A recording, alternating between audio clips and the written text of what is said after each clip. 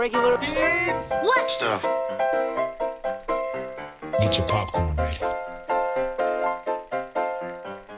Welcome to Regular Dudes Watch Stuff. I'm your host, Jamie G. Esquire the Fifth, aka Top Dollar.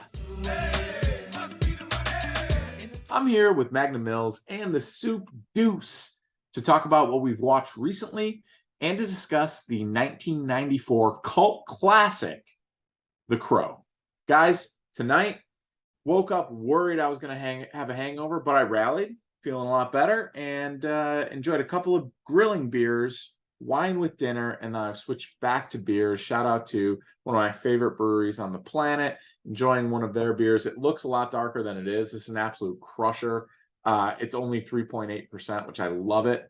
Love that about it. You know how hard it is? Usually you open my fridge, there's nothing but 7%ers and up because I like IPAs. But no. This guy, 3.8, solid English style, malty, just perfectly crushable beer. Guys, cheers to you. Big fan of crushable as an adjective. I am Magnum Mills, and I definitely consider myself a fun boy, but for real, if I had to identify as one thing, it would be an Ernie Hudson stan. As we see in The Crow, Ernie Hudson's drinking the Coors Light. I'm drinking the Coors Light. And you're checking out Regular Dudes Watch Stuff. Find us wherever you get your podcasts, Apple, Spotify, all the good ones. Just search for Dudes Watch Stuff. Find us on social media at Dudes Watch Stuff. Search for us on YouTube or go to joeblowfootballshow.com. Brings you right to our YouTube channel. If you could, please take about half a sip of beer's time length. So, I don't know, 5 seconds. Like, comment, rate, follow, subscribe. Give us that thumb. Don't be dumb. We really appreciate it. Helps people find the show. Thank you very much. Soup, how you living tonight? Pretty good, man. Pretty good, But one thing, you guys are all somebody. I'm not anybody. I'm not Skank, man. That's Skank over there, man. Skank's dead, dude. That being said, I got a special beer for tonight, dude. Talking about Devil's Night, talking about The Crow. I got a local Edward Teach brewery from here in town, man, and it's called Devil's Son IPA. Nice. So Devil's Son IPA. It is a solid 6.5%er, man. Nice and drinkable, though, man. So in honor of Devil's Night and The Crow, I'm going with the Devil's Son IPA, man. I'm going to pound these. Well, it's your choice. You can either be T-Bird or S-Bird. Just don't get Jamie G started on the S-Birds. Hey, Ike, you shitbird. You want a little pie? No, don't get me started on the S-Birds. And guys, cheers to both of you. Cheers to everyone listening. And look, yeah, we're here to talk about The Crow. But before Devil Nights kick off here, let's talk about what we filled our eye holes with recently. We'll try to avoid any spoilers. Mills, talking about you, because I know you're watching Yellow Jackets. I'm currently on episode 4 of season 1, so limit that. And if we're going to spoil something, we'll do our best to give you a heads up first, including us here on the show, because you never know. Mills, how many shows are you keeping up with right now? My guess, something like 37? In a row? Yes, but not consecutively or in a row, if you wanted to put it that way. You mentioned Yellow Jackets. I think I've seen the first 4 episodes of season 2. Very good. Won't say anything other than if you're not watching Yellow Jackets, you should go ahead and do it. Definitely worthwhile. Still keeping up on The Mandalorian over on Disney Plus. 1 episode left in season 3. I still enjoy it, but it's definitely a different show than it was in the first 2 years. They're trying to integrate it with the greater Star Wars universe and whatnot. And I think that's taken away from the show a little bit. Happens with a lot of shows these days. No, you got to have a universe now. Can't just have a show. You can just have a show over on AMC. Lucky Hank, the Bob Odenkirk joint. It's a little bit over halfway through its first season, and it's fine. It's a fun little kind of cerebral dark comedy. It's not going to grab a lot of headlines. You could maybe see some award nominations, but it's enjoyable. Cast is great. I think it'll play really well on a binge. So maybe when it's over, I think it's only 8 episodes in this first season. Check out Lucky Hank from AMC. Still keeping up with Ted Lasso. I mean, it's Ted Lasso. I don't have any problems with it. There hasn't been anything that's like, oh, it's not Yellow Jackets where I'm pushing people to watch it, but I think it'll be fine. It's a little bit, it's stuck in the sports movie formula, I guess is the way I'd put it. But I really think that they understand what it is. It's only 3 seasons. It's the final season. So I think they'll kill it. And I've seen a couple of movies, but the random one I'll toss off is Champions.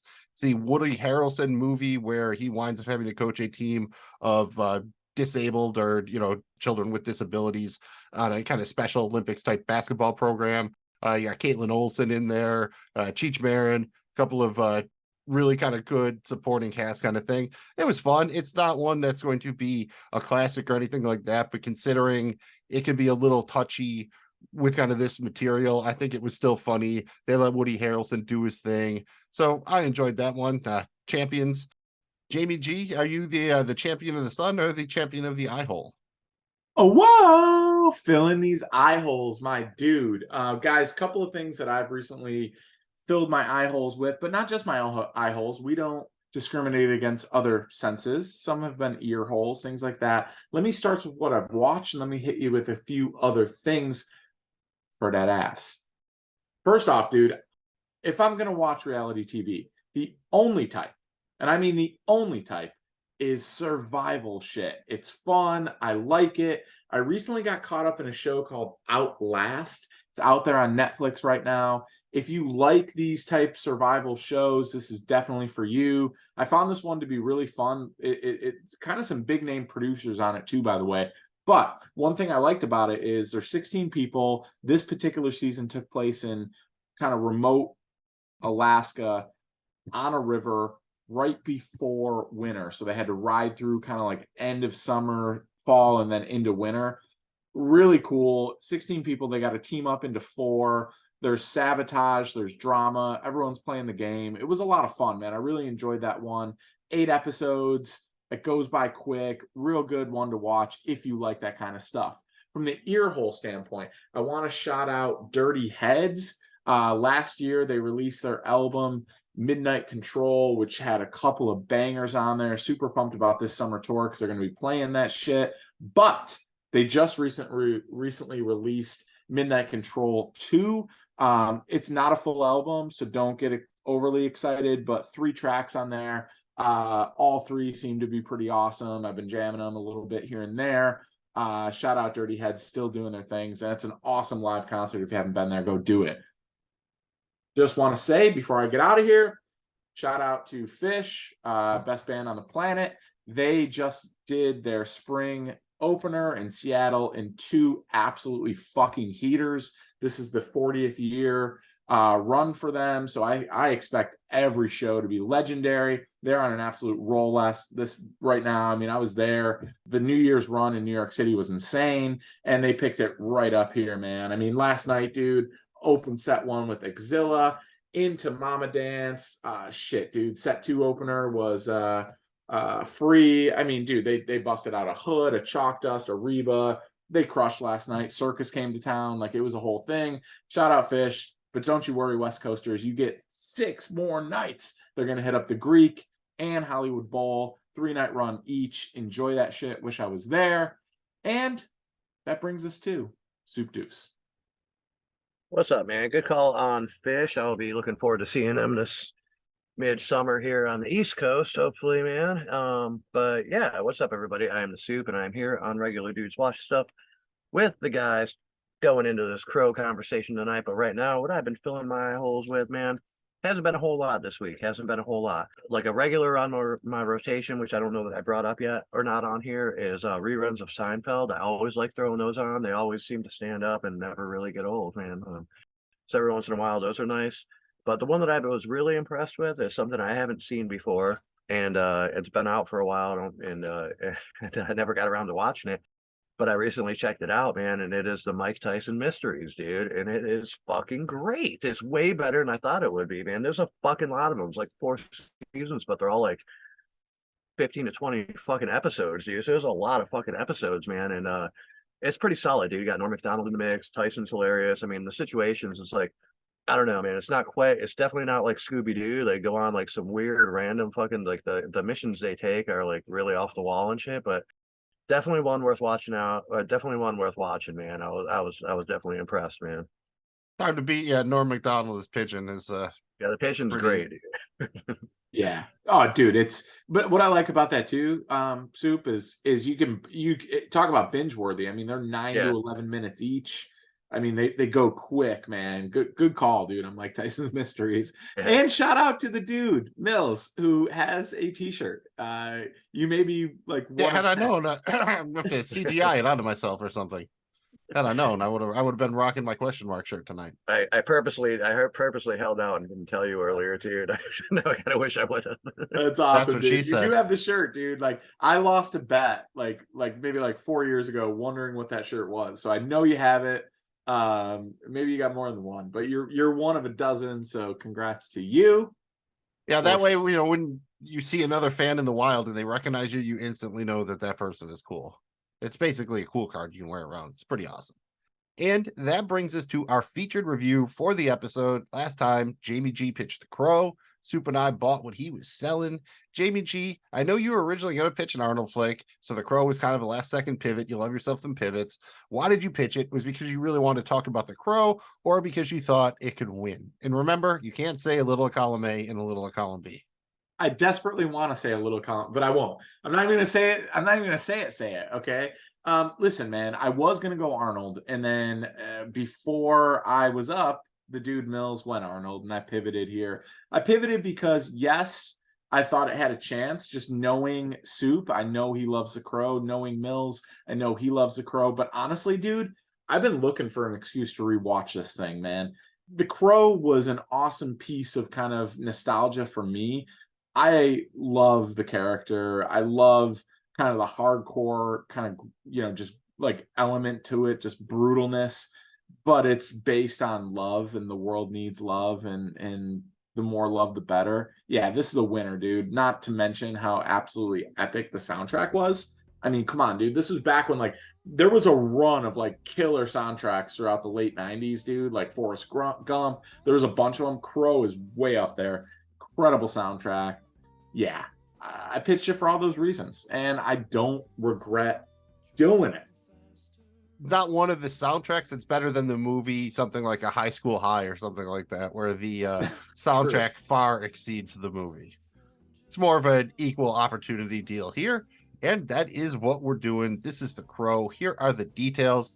Like I said, the flick is The Crow, based on the comic The Crow by James O'Barr, directed by Alex Proyas, written by David J. Schau and John Shirley, produced by Jeff Most, Edward R. Pressman, and Grant Hill. Not the Grant Hill you're thinking of, even though it is Detroit. Cinematographer was Darius Wolski, edited by Dov Honig and M. Scott Smith. Music by Graham Revel. Released May 13th, 1994, had a budget of $23 million, box office of $94 million, running time is 102 minutes, starring Brandon Lee, Ernie Hudson, Michael Winkett, Rochelle Davis, and Vi Ling. And the short plot synopsis is: a man brutally murdered comes back to life as an undead avenger of his and his fiance's murder. And that's what I get for using IMDb synopsis instead of writing my own. Absolutely, man. So just in case anybody is not privy to what we do here, man, it's a full fucking spoiler. So we're free to say whatever you want. So if you don't know shit about this movie and you don't want to know shit about this movie and watch it first, then stop listening. If you haven't seen this movie, I don't know what fucking planet you've been living on, but whatever. Anyway, we're here to talk about The Crow. And we're going to talk about all kinds of things about The Crow, which all came from this book right here, graphic novel by J. O'Barr, The Crow. Now, granted, the storyline is incredibly different, and there's a lot of I'm not even going to get into all of that, but it's an awesome fucking read, really great artwork, man, and it's something you should pick up if you don't have it. If you don't want to do that and you're not much of a reader, then watch the fucking movie. And if you've seen it a bunch of times, watch it again, because it's worth it, and it's a fucking good one, man. If you look at the overall plot of The Crow, it's not just exactly breaking new ground. A dude gets wronged, and he comes back via supernatural means to seek the ultimate revenge. Despite that, The Crow is a beloved cult classic that's more popular now than it was when it came out, basically 30 years ago. So, fuck, man, that just reminds me we're old. Sucks. Figure out how to not get old.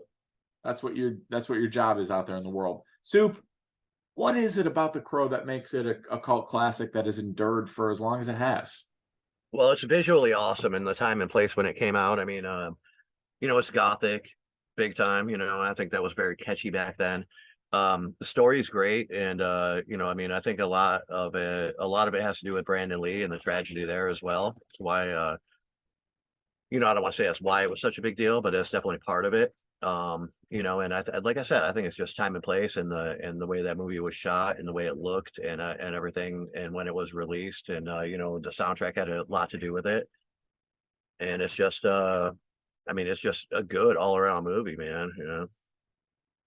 No, right on, dude. I mean, you're spot on. I would say, in addition to all that, I think just, the look of Brandon Lee here is spot on, dude. The fact that he's like that kind of grunge rocker from like the 90s, and he's got the hair, and he's just like, he's in love, man. And like, a grunge rocker from the 90s being in love is a dude you root for because he's super cool. That's just I mean, at basically the end of what the it day, it is is. a yeah. At the end of the day, it is a love story, but it's also a revenge story. It's also supernatural. You know, there's a lot of layers to this. Like Are we Lizzo. pivoting? Are we pivoting to singles? Is that what's going on here? We're pivoting to singles.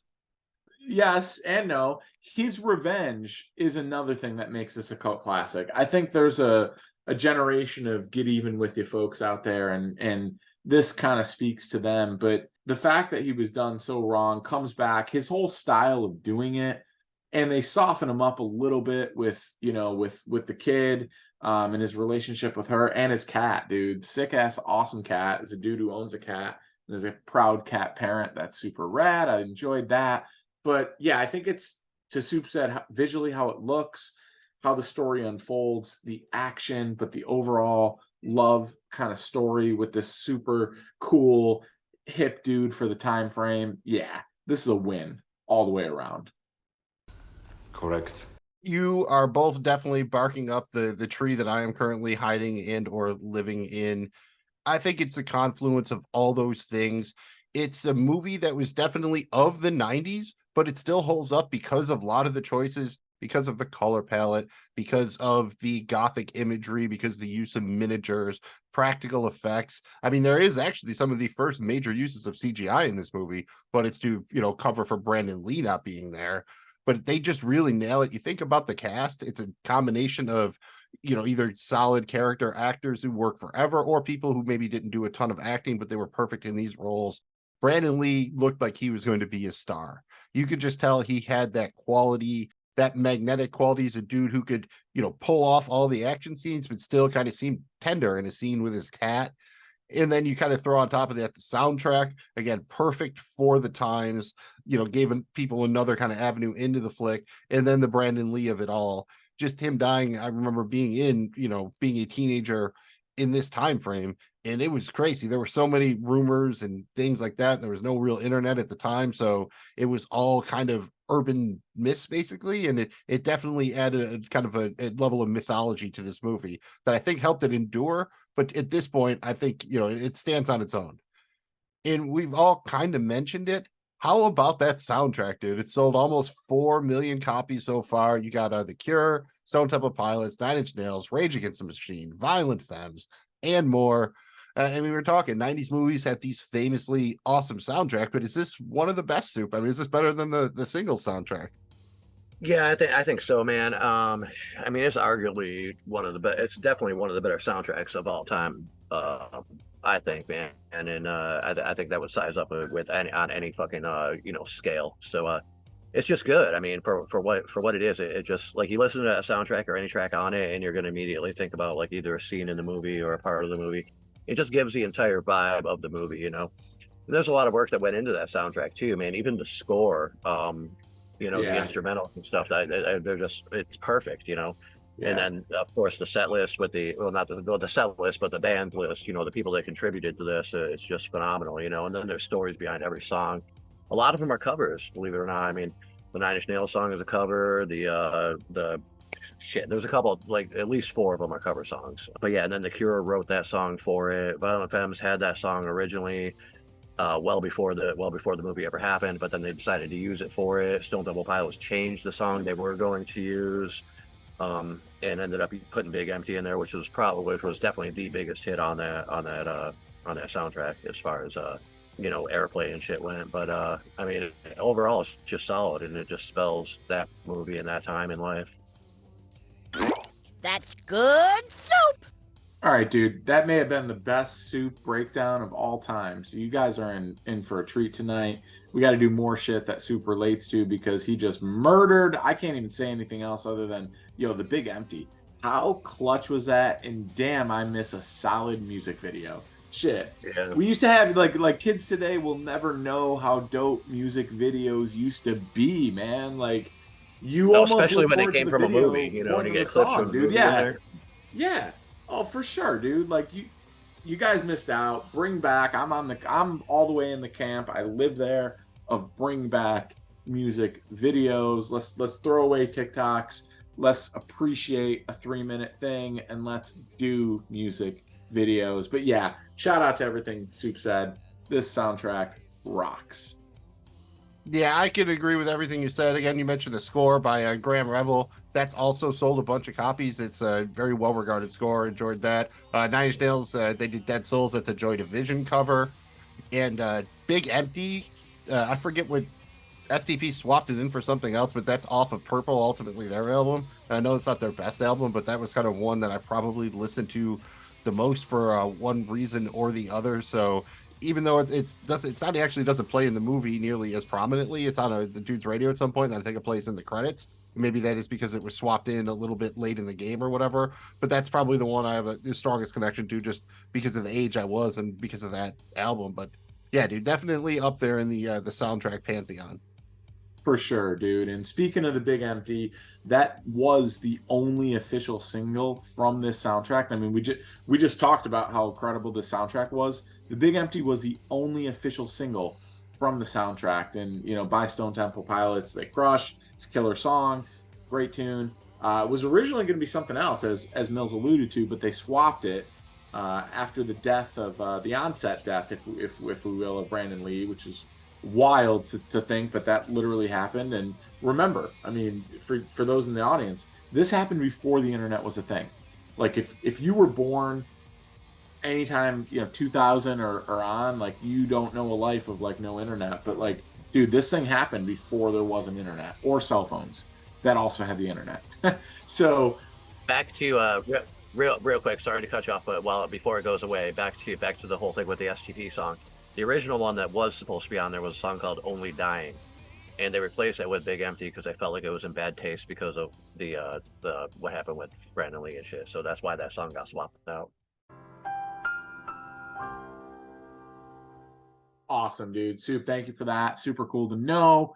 But Brandon Lee did die, and it was tragic and it was horrible. As Mills said, he definitely had the look of a star, dude. You could think he was going to be he would be a household name right now if it wasn't for this tragic onset death, which obviously doesn't happen often.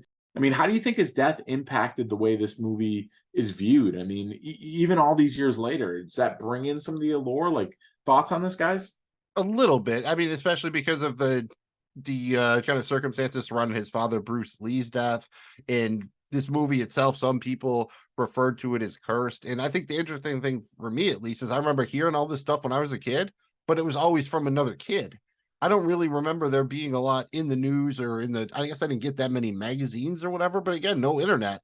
Where would you go for news? So it was always I heard it from someone who heard it from someone who heard it from someone, a game of telephone kind of deal. And I think that definitely did create, a little bit of a mythology around it, but it only holds up this long as if the flick actually works. The initial people will go, but if they don't like it, back then word of mouth was maybe even more important than it is now, because that's how you heard about the movie. Really, as a kid, you don't really care what Siskel and Ebert say, or whoever's in the local paper. You care what your buddy you saw it last weekend said. And I think the fact that it did have this mystique and then it actually delivered for the most part on the goods, it definitely cemented itself for, again, all the people of a certain age. But I think over the years it's kind of expanded. But to a certain extent, you're right, that mythology probably does bring people into it in the same way that, people still talk about the JFK assassination over and over again. It's something that will always be talked about, I think. Dude, I completely agree. And I think some of the allure too is we live, like, especially right now, we live in such a crime culture type thing where we love crime investigation as like as a show. I mean, think about how much shit's out there for like true crime shit. I think this adds that a little bit because I guarantee you there's people who are watching this movie just to view the scene and break down the scene when he's killed. which is obviously the major shootout when they That go scene through. actually isn't in the movie, but The actual it's shot, right? The actual yeah. shot is not. Yeah, but that was when it actually was though is during. Right. They know the actor who fired the bullet and everything. And it's just, you don't want to be too morbid over it, but that's the kind of thing I remember talking about when we were kids. Like, oh, where did it happen? And trying to figure out which scenes he was in. And I mean, it kept people going back on a sick level like that because there was no internet. You can't go look at screenshots. You want to know, you got to go to the flick again. Yeah, and the thing about it is though, is while obviously in good taste, they removed the actual scene. The scene that it happened in, right? Now they replaced it with something else, but the scene in which it happened in, and so that I think that brings in some of it. But yeah, I think on top of that, it's just I don't know, man. This thing I think relates no matter what genre you play it to, no matter what generation you play it to. I think it's dude. Eric Draven was very cool. Definitely a big deal. Let's move on. Even though this is the story of Eric Draven, as I've mentioned multiple times, a portion of the story is told through the perspective of Sarah, which is the young girl who Eric and his fiancee Shelley looked after. She's kind of the connection here between Eric and Sergeant Albrecht and her mother Darla, Sarah's mother Darla, who gets, well, I guess you'd call it I don't know, scared straight, for lack of a better term, by Eric, and vows to become a better mother, and looks to be doing the part here with the revived breakfast effort. Do you like how the film uses Sarah, the child, and Darla to somewhat humanize Eric? Or would you rather they just kept the plot focused on his revenge, and it's just all about like Eric Draven like doing anything to get revenge on this? I like it, but it works because Brandon Lee can pull it off. He has that sensitive side. If they were trying to do it with, say, Van Damme or something like that, and more of an action thing, I think I would be like, fuck it, just get to the kicky punchy or the burning or the swords or whatever here. I think it works because Brandon Lee can play both sides of that, and you see him do that at different parts of the movie, whether it's his cat or it's Sarah or Sergeant Albrecht or whatever. He does at times kind of let his guard down and let you in. So I think they do well here. Darla doesn't get a lot to do, but you like the idea that maybe someone in this movie living is going to have a happy ending. Although I guess they do a little bit. I mean, Sergeant Albrecht, I keep wanting to call him detective because Ernie Hudson should be a detective, not a sergeant. He gets shot, but I guess he's going to be okay. But you hope Darla and Sarah kind of live happily ever after and whatnot. And I don't want to bag on her narration. It's not my favorite part, but that's definitely something they had to add in later because of the death of Brandon Lee. So that's kind of why she wound up with that intro narration and the outro narration. Overall, really good. I mean, it's always tough with the younger actors. So I think they really made it work well. And I do have to say, when I first watched this, I remember being that scene with the morphine in Darla's arm, like, weirded me out. Oh, dude, that scene still weirds me out. And I'll just say, I really appreciate you nailed it with Brandon Lee, could pull it off, but I appreciate kind of this relationship between Sarah, and it softens him. And he's so cool though, dude, because he even does it through like the lyrics of one of his songs, right? With "It Can't Rain All the Time." Like, I mean, the dude was just so hip and so cool. I love that they incorporated that into this, but he was soft and sensitive at the same time. Incredible character, just brilliantly played by Brandon Lee. And again, I cannot highlight enough what a tragedy that is that we didn't get more Brandon Lee. Really, really, really sucks. But For sure, man. that's kind of where I'll leave it. Soup, anything additional here? I'm just gonna go back to Mills's comment on that one scene that you talked about with Darla and the morphine and whatnot. That was the hotel scene. Where was it her and the fun boy hanging out in the hotel or whatever, and then Yep. he comes in and shit. That scene took place not more than a stone's throw away from where I'm fucking sitting right now, man. They happened at a hotel right down the road from me right here, man. That's cool, It's dude. crazy. Yeah. Now this film, the majority of this film was filmed in Wilmington, and that scene was filmed at one of the hotels down here closer to Curry Beach, between Carolina and Curry Beach. It's weird because so much of it was it doesn't look like Wilmington at all in any way. It looks like, like you said, a lot of it was models and whatnot, but the thing is, back in the day, a lot of people used to dress up, like the Crow for Halloween and everything for the couple of years leading after. And this is before I lived down here. But after I lived down here, I've never seen one person at Halloween. Even this is a town that loves Halloween. It's just kind of like something nobody ever talks about around here, you know, which is kind of weird. But we'll see if that changes because there is going to be a reboot coming out, which is going to have Skarsgård's little brother starring in it and shit, and that's definitely, I think, a full go. So that should be something in the near future. But we'll see what happens with it. I mean, The Crow's always been a favorite of mine, and I would like it to be something that was more, you know, discussed every once in a while. So here we are.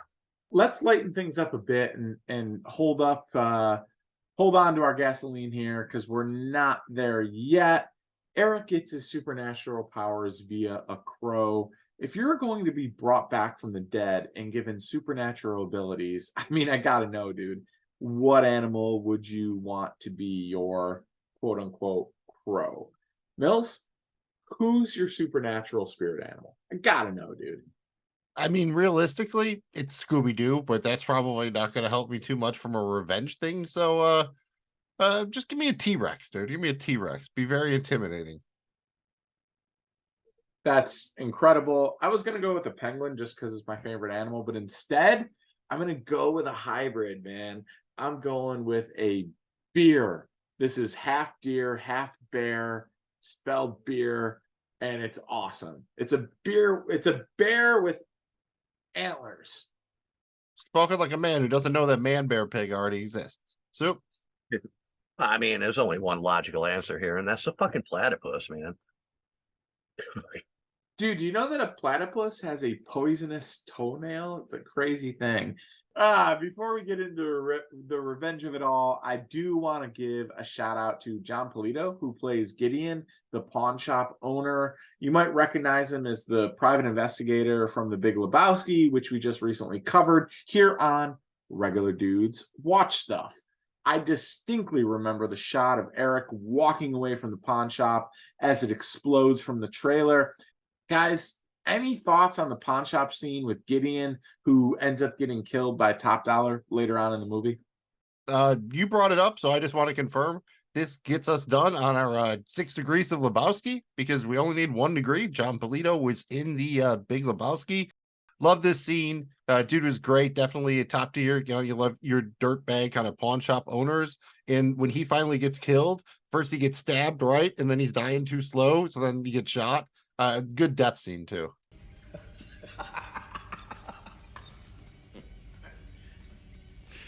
For fuck's sake, die, will you? Give me that thing. Yeah. Great death scene, dude. I think the pawn shop scene was great. I think he played it awesome. I mean, obviously he played that character great, but you know, I mean, he shoots a hole through fucking You looking for a coroner? Shit for brains? Oh, shit. Oh, shit on me. Shit on me. just seals right up, and then you know his reaction is just awesome. He was like, what did he say? Something like shit on me. You know, I mean, Yeah. it's just like the way he plays that role. He's just perfect for it, man. It's awesome. You know, he's just that greasy pawn shop guy, man. You know. Yeah, he gets a couple scenes too because he gets the earlier one. It's not with with the knives dude. He gets the first one there. Then he gets a scene at the bar, and then another one with Top Down. So he gets a few scenes. He's not just in the one. But I definitely remember loving those pawn shop scenes, and they were a big part of the trailer, definitely. Yeah, dude. And just the only other thing I'll add, because I agree with everything, was just how cool. Again, we cannot say enough how cool Eric Draven is, but how cool is it when he walks off and the thing blows up behind? Like, he's just a badass dude. He shoots the rings. I definitely remember the shooting of the rings out of the shotgun. He pours them all in there, and you're looking for a good moment to drop a big track off the soundtrack. There it is, dude. Like, there's a needle dropper. Yeah, there's a needle drop for sure. I'm looking for something in an engagement ring. Yeah, man. Yeah, he's the coolest, dude. I'm looking for something. Soup is the man. He's on fire tonight. And guys, maybe this is also a stealth sequel to The Running Man, because Eric Draven pursues his victims just like a professional stalker would. He initially got 4 guys on his hit list. Okay, he's got T-Bird, Tintin, Fun Boy, and Skank. But let's pause right here for a second. T-Bird, Tintin, Fun Boy, and Skank. Give me the names of some other members of this group. Come on, Come on, you guys got some names for this gang. Lenny Lyon, Scab, Rusty Screwdriver, Tiger Style, I was gonna Mustang. dude, it's so funny. Our brains are so. I was gonna actually go Rusty Nail. Like I actually felt Rusty Nail on this one Because it's Detroit too, so I'm trying to keep Motor City in similar themes going on. You know, they got the Lions, they got the Tigers. There's got to be a Cadillac too. Like I could see that. I could see Crazy Caddy, Crazy Caddy. Caddy, like Crazy Caddy. He drives a caddy and shit. There feels like there should be a Fire Blood too. Like I could like that's You know, I don't know if these would necessarily fit into this gang, this particular gang here, but any fucking town I've ever lived in, where there's a group of there's always a dude named Spider and there's always a dude named Turtle. You know, I don't think they would be in T-Bird's gang here, but for some reason, whenever there's a group of people that are like, you know, I don't know, either, you know, bikers or criminal, not bikers are all bikers aren't all criminals. Let me take that back. But that kind of vibe, though, like, you know, kind of borderline criminal people or full blown criminals. There's always a dude named Spider and there's always a dude named Turtle, man, from my experience anyway. But those guys weren't in this movie, you know. Also true with Entourage, Goodfellas, and you know, your local park.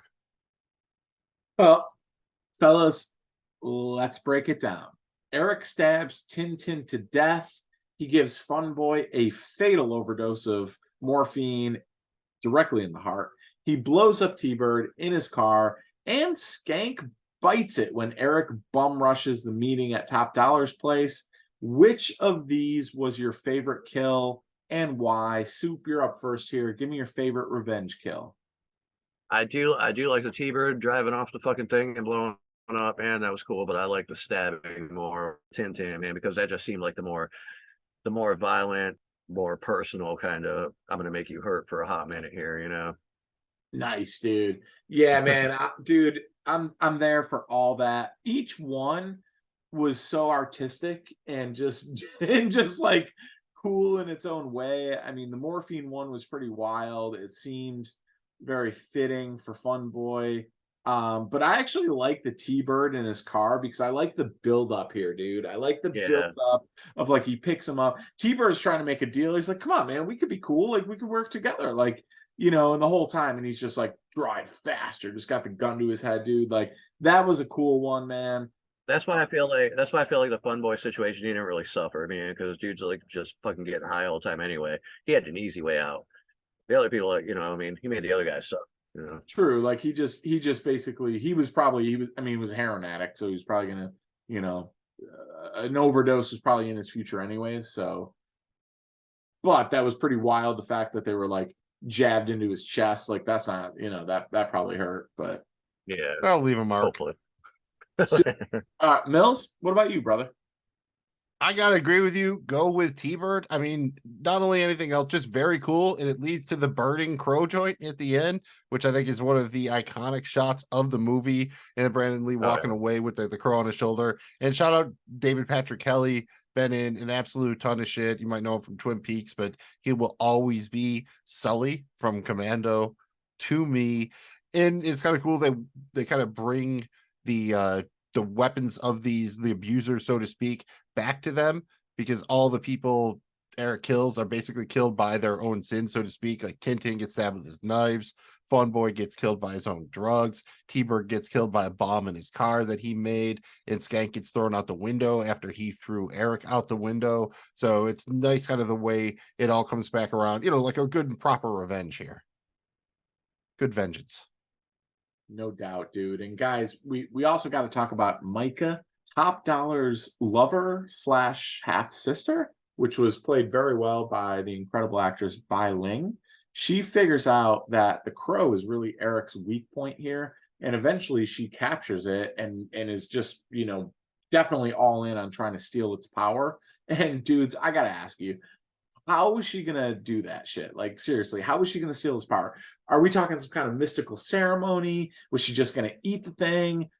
Personally, I think it has to do something with the eyeballs. They showed earlier in the episode, her and Top Dollar were all in on the eyeball shit, burning that, inhaling it, eating it. At one point, he did like a gravity bong hit of like a burning eyeball. It was a weird thing. Mills, Thoughts here? That's what happens. That's just you do that before Sunday dinner in Detroit. I think the eyeball thing. I think that's common out there, although I'm not 100% sure. Cards on the table. My notes were: I think she's going to drink its blood and eat its organs. Then maybe sacrifice the body or sanctify it or something. I don't know. That's about all I got. Although That's they fair, definitely dude. Like, that's trailblazing on the fair. incest here. Trailblazing fair. on the incest here. The Crow. Yeah, and they throw other chicks in the mix. I think that one scene is like, I think we broke her. We got the dead chick in the bed, like. But anyway, fucking They're into no, some shit.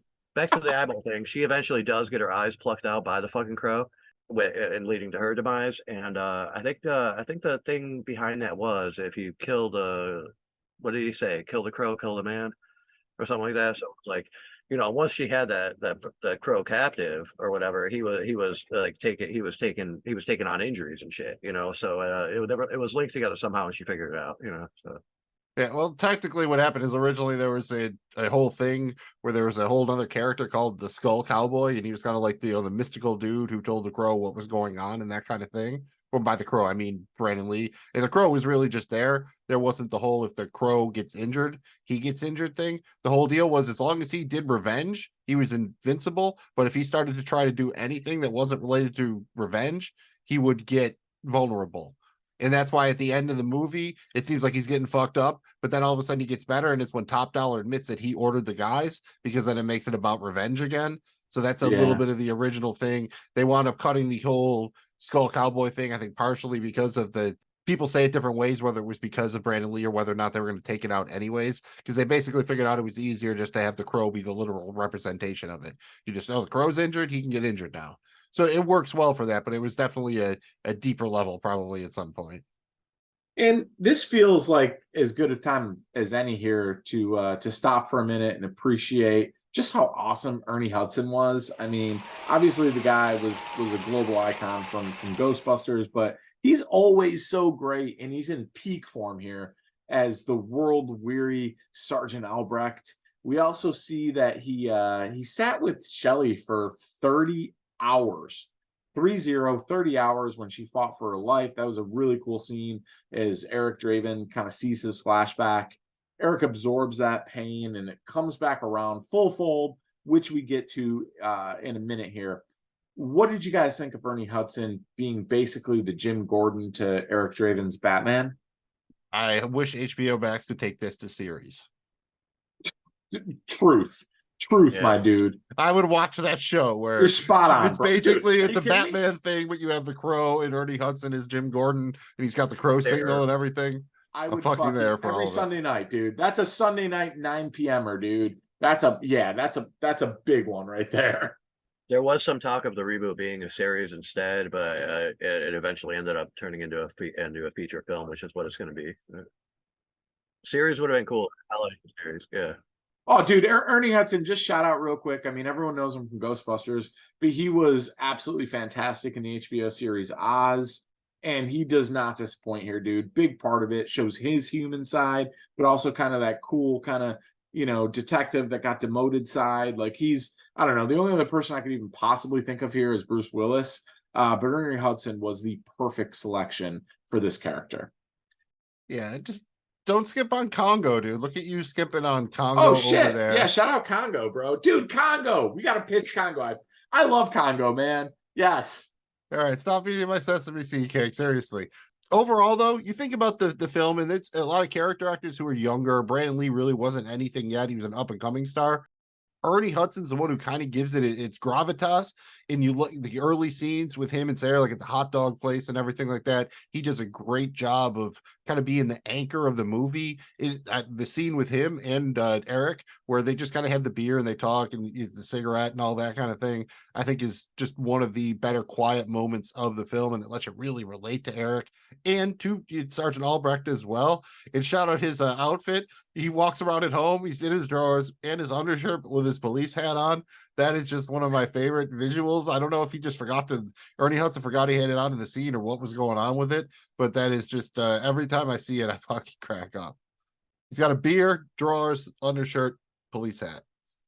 That's awesome, dude. I want to wear that. And guys, before we get to the climax, let's talk a bit more about Top Dollar.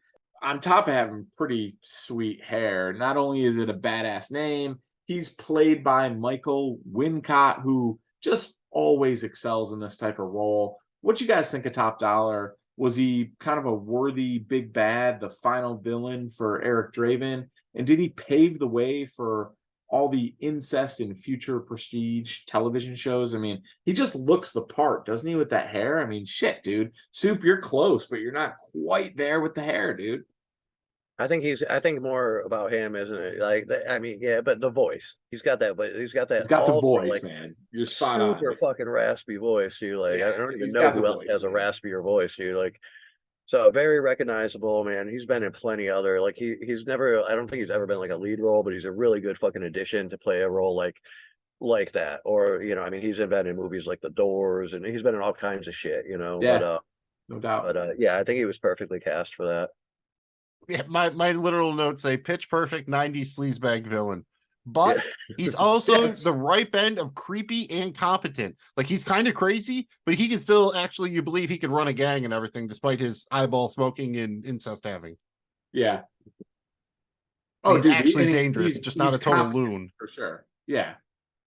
And you know, guys, The Crow is a great looking film, and they don't shy away from their gothic influences at all, which is one of the things that I love about it. And I'm sure a lot of other people do too. Eric defeats Top Dollar by giving him the pain he took from Sergeant Albrecht and tossing him off a roof, and he winds up being impaled on a gargoyle. Absolutely cool ass scene. It's definitely raining. You guessed it, even though it can't rain every day. It's raining here. Not exactly subtle, but it doesn't fucking matter, does it? What are your guys' thoughts on the finale here? This final confrontation and basically the ending of the film.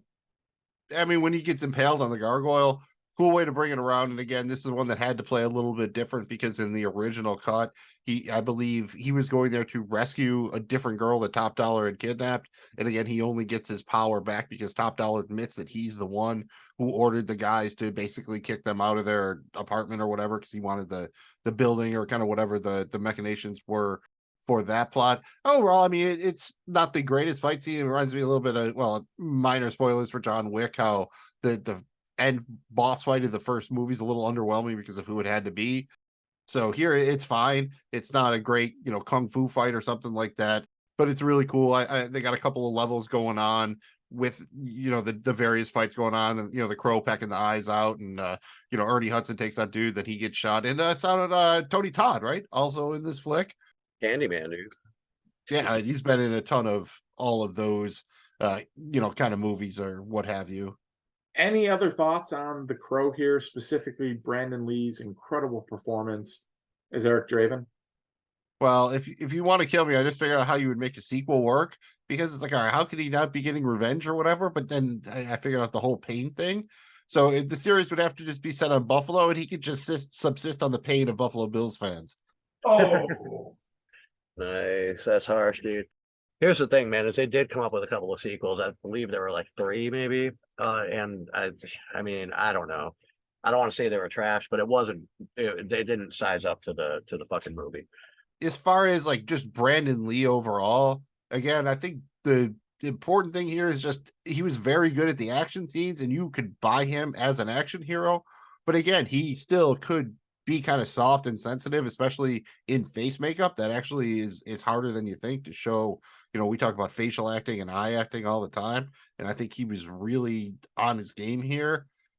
It's hard to imagine anybody else in this role. You know, you go back to the time, put Johnny Depp in that role or something like that. It's a completely different movie. I don't know that anybody else could have played it. It just makes you sad that you don't get to see all Maybe the other Keanu. roles.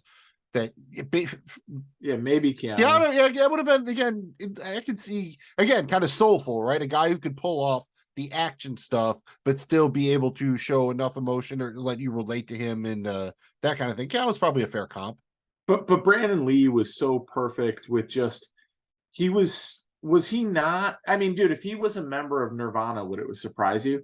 Like, I mean, the dude, he was just like perfect for that era, dude. Like, I don't know, yeah, man. but that's just a look for the film. I mean, and that's great. I mean, But he pulled it off. I don't know. Keanu might have been too old for it. Like, it was perfectly well, the done. thing is, the Crow, Brandon Lee is the Crow, and that's the way it'll always be. And I don't care how many remakes or sequels or whatever they do.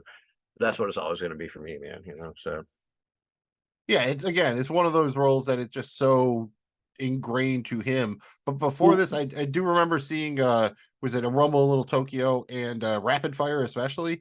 And even though Rapid those were Fire. more of kind of B movies, you could tell he had the chops kind of. He was still figuring out the acting stuff a little bit, but he had the action stuff down, and here it really looked like he was getting a grip on it.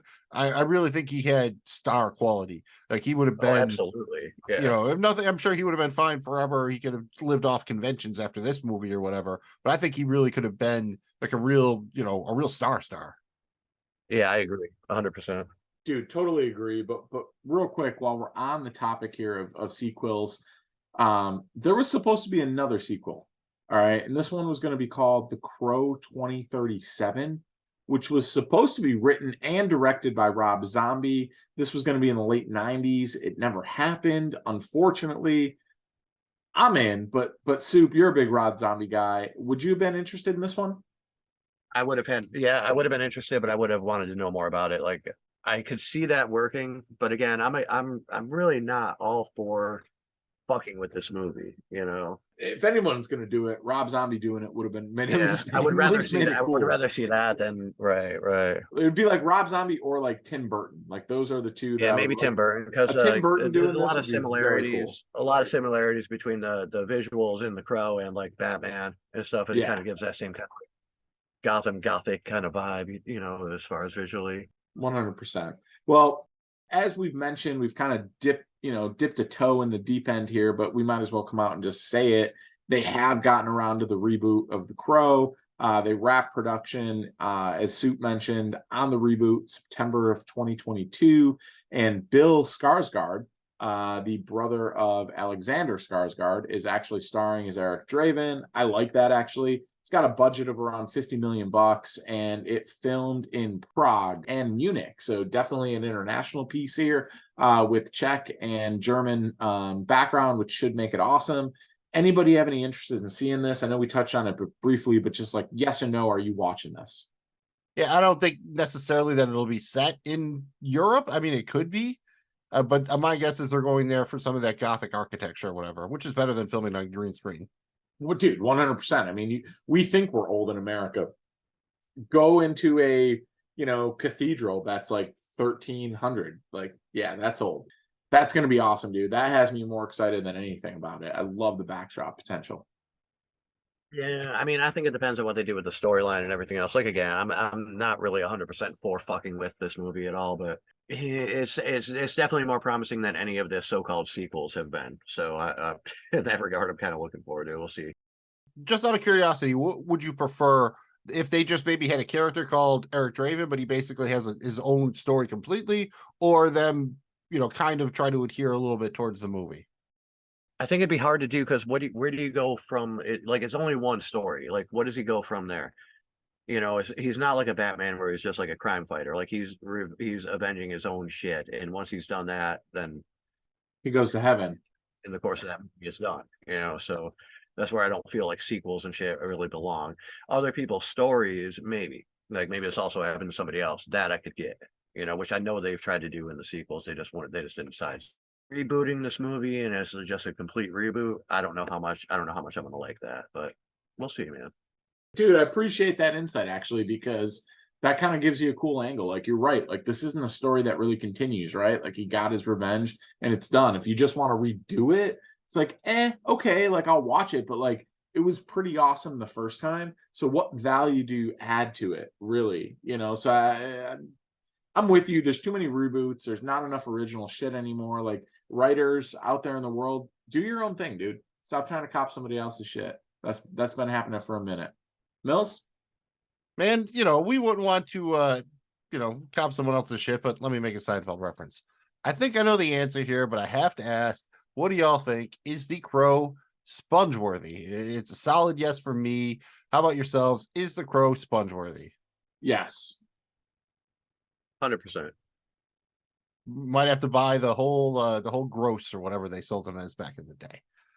That means it's time to give a grade to The Crow. A group of crows is called a murder, and there's plenty murder in this flick, so let's just go ahead. We'll go with that. So on a scale of 1 to 10 murders, how many are you giving to The Crow? My turn to go first.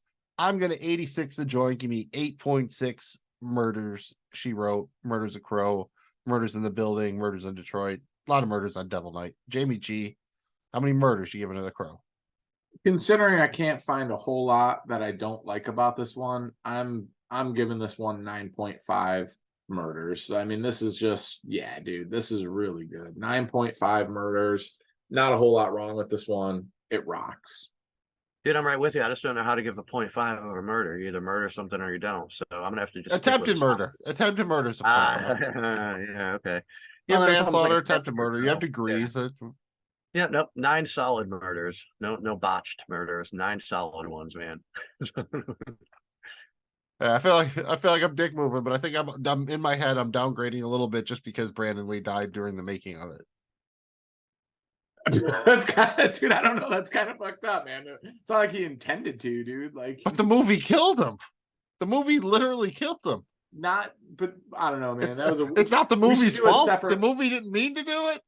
Maybe we'll do a separate episode, a separate podcast. Would you count that as a Go 0.5 through the of a murder then? conspiracies, Or? But I No, don't that's know, a man. real murder. That's why that's like a whole one. That ain't no 0.5. We're trying to get to a movie. You better get going. You don't want to miss 1 second of that movie. Is it that good?